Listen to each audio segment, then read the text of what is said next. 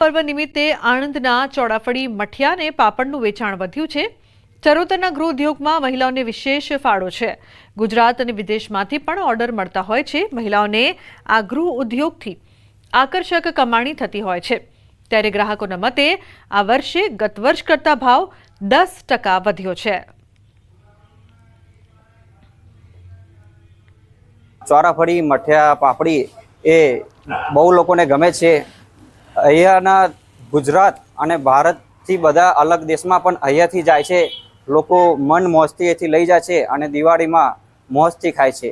હું પણ મારા પરિવાર માટે લેવા આવ્યો છે અને દર વખતે અમે અહીંયાથી લઈ જઈએ છીએ અને બહુ સરસ ટેસ્ટ છે એનો અને બધી જ રીતે મોજ આવે છે અને દિવાળીમાં આની ખાવાની બહુ જ મજા પડે છે। खूब मोटो उद्योग है, गृह उद्योग चाले छे। पापड़ मठिया चोराफड़ी ज्यां आ देश विदेश में पण चाले छे, जेवुं अमेरिका, लंडन, कैनेडा, आफ्रिका बधे अमारा ज्यां ज्यां गुजरातीओ वसे छे त्यां त्यां उद्योग में अमारो मीठास एटली छे आ वस्तुमां के बधे ज आ वस्तु चाले छे अमारी, पण ए दिवाळीना सीजनमां वधारे चाले छे। वल्लभीपुर तालुकाना 10 जेटला गामोमां छेल्ला 5 दिवसथी पीवाना पाणीनी तंगी सर्जाई छे, જેને લઈને ગ્રામજનોમાં ભારે રોષ ફેલાયો છે। પાણી નહીં મળવાના કારણે દિવાળીના પર્વ પર લોકો હાલાકી ભોગવી રહ્યા છે। આ સમસ્યાને લઈને ગામના સરપંચોએ તાલુકા પંચાયત પ્રમુખ મેહુલસિંહ ગોહિલને મળીને નાયબ કાર્યપાલક ઇજનેર સમક્ષ રજૂઆત કરી। 2 દિવસનો પાણી કાપ હતો, એ લોકોએ જાહેરાત કરેલી કે 2 દિવસ પાણી કાપ રહેશે। 2 દિવસની બદલે આજે 5મો દિવસ છે, તો બધા ગામના સરપંચો લગભગ 10 ગામના સરપંચો મારી પાસે રજૂઆત લઈને આવેલા કે પ્રમુખ સાહેબ 10 ગામને પાણી આ લોકોએ આપ્યું નથી, કે ભાઈ આ લોકોને 5 દિવસથી પાણી નહોતું મળ્યું અને મને ખ્યાલ આવ્યો એટલે બધાને લઈ અને મેં સાહેબને રજૂઆત કરેલી। 2 દિવસ એમાં GWL ઉપરથી કાપ હતો, જે વલ્લભીપુર બ્રાન્ચ કેનાલ છે એનું રિપેરિંગ કામ કરવાનું હતું, એટલા માટે કાપ મૂકેલો હતો। એ દરમિયાન વલ્લભીપુર જૂથ સુધારણા યોજનાનું કામ ચાલુ હતું, એના માટે જોબ કનેક્શન નવા કનેક્શન આપવાનું હતું જલ જીવન મિશન અંતર્ગત। એટલા માટે એજન્સીને 1 દિવસનો ટાઈમ માંગ્યો કે અમારે જોબ કનેક્શન આપવું છે। એજન્સી 1 દિવસની જગ્યાએ 3 દિવસનો ટાઈમ લઈ લીધો, એટલે 14-15 છે એના લીધે કાપ હતો અને 16 કાલ એજન્સીના પક્ષે વિલંબ છે, એટલા માટે અમે એજન્સીને નોટિસ પ્લસ પેનલ્ટી આપવા માટેની રજૂઆત છે અમે અમારા તરફથી। રાજ્ય કક્ષાના મંત્રી રીવાબા જાડેજા સાથે ખાસ વાત કરી।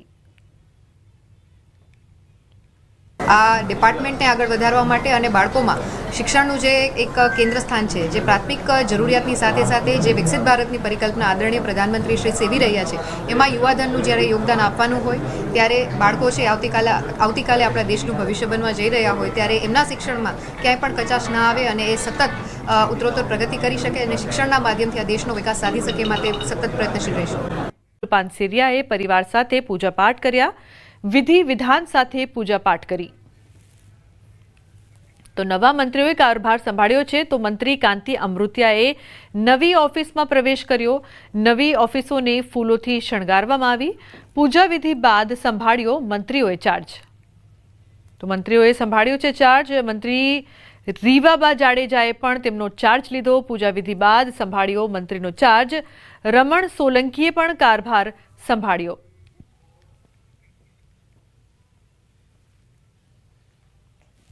મંત્રીઓએ શપથ લઈ લીધા છે અને હવે આજે ચાર્જ સંભાળી રહ્યા છે। ધનતેરસનો આ શુભ દિવસ છે અને શુભ દિવસે આરોગ્ય મંત્રી પ્રફુલભાઈ પાનસરિયાએ પણ આજે ચાર્જ સંભાળ્યો છે। પ્રફુલભાઈ, પહેલાં તો અભિનંદન, અને ખાસ કરીને હવે ગુજરાતની જનતા છે તેના આરોગ્યની જવાબદારી તમને સોંપવામાં આવી છે। જી, આજે આદરણીય મુખ્યમંત્રી ભૂપેન્દ્રભાઈ પટેલ સાહેબના દ્વારા અમને જે સોંપવામાં આવ્યું છે કાર્ય, એ આરોગ્ય મંત્રી તરીકેનું, જેમાં અમે નિષ્ઠાપૂર્વક કામ કરીશું। અંત્યોદય સુધી સેવાના હેતુસર જે સરકારની યોજના બની છે એનો પૂર્ણ લોકો ઉપયોગી કરી છે, એવા હેતુસર અમે પૂર્ણ રીતે પ્રયાસ કરીશું। કાર્યકર્તા તરીકે કામ કરીશ, મંત્રી તો છું જ, પણ કાર્યકર્તા તરીકે। શું પહેલી પ્રાથમિકતા રહેશે? પહેલી પ્રાથમિકતા કે ગવર્મેન્ટની તમામ યોજનાઓ ગરીબો માટે છે, જે હેલ્થની, એનો પૂર્ણ લોકો ઉપયોગ કરી શકે, એ મારી પ્રાથમિકતા હશે। બિલકુલ, તો અત્યારે ચાર્જ સંભાળી લીધો છે અને લોકોની આરોગ્ય સારું મળી રહે, સરકારની યોજનાઓ લોકો સુધી પહોંચે તેવા પ્રાથમિકતા તેઓની ખાસ રહેશે. કેમેરામેન પ્રકાશ દેસાઈ સાથે વિભુ પટેલ, ન્યૂઝ 18 ગુજરાતી, ગાંધીનગર. મંત્રીમંડળનું વિસ્તરણ થયું છે ને મધ્ય ગુજરાતમાંથી આવતા રમણ સોલંકીને મંત્રી બનાવાયા છે. પહેલા દંડક, હવે કેબિનેટ કક્ષાનો દરજ્જો. કેવી રીતે આ સ્થિતિને જોઈ રહ્યા છો? કારણ કે પ્રમોશન થયું છે તમારું ભૂપેન્દ્ર પટેલની સરકારમાં.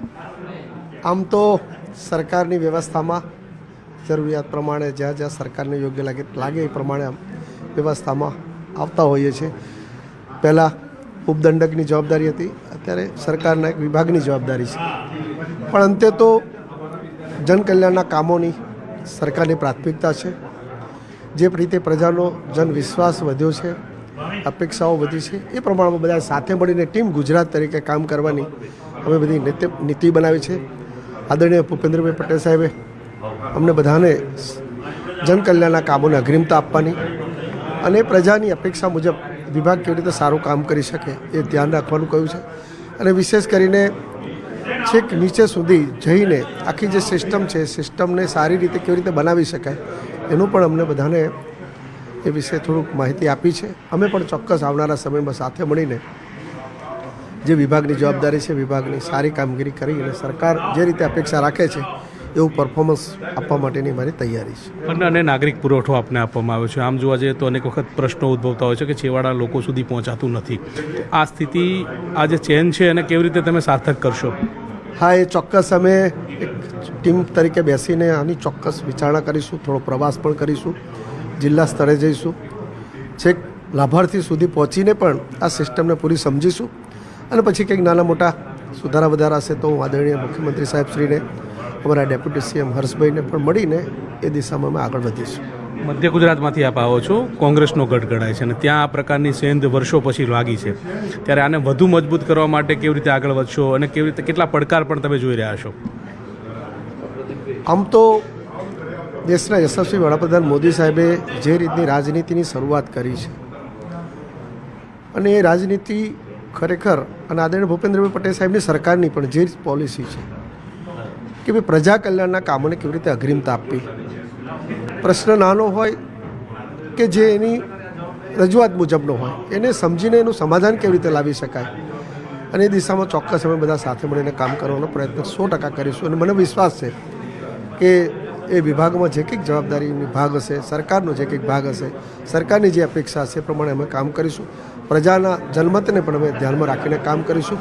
મધ્ય ગુજરાત પણ તમે જોતા હશો, અત્યારે આખું મધ્ય ગુજરાતમાં સૌથી વધારે એકાદ બે ધારાસભ્યોને બાદ કરતાં બધા જ ભારતીય જનતા પાર્ટીના ધારાસભ્યો છે.